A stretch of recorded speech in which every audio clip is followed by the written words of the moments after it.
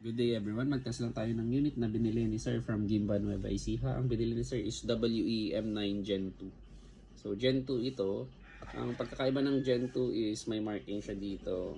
Then dalawa yung screw dito. And then mas matibay yung internals compared sa Gen 1. Mas improve yung internals. Tsaka yung hop-up niya mas maganda siya. And then test natin. Naglagay na ako ng gas kanina. Meron din full auto ito eh. 1, 2, 3, 4, 5, 6, 7, 8, 9, 10. So, lagyan lang natin. Kasi itatest natin yung full auto.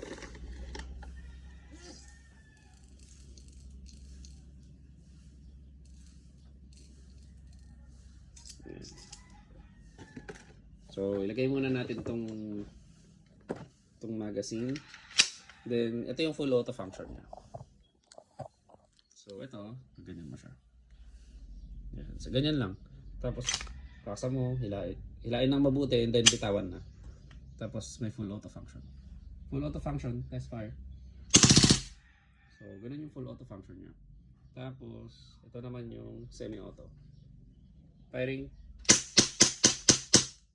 Okay. Pag naubos yung yung bala, tanggalin yung magazine, tapos hilain nyo lang ulit tong slide, tapos bitawan na.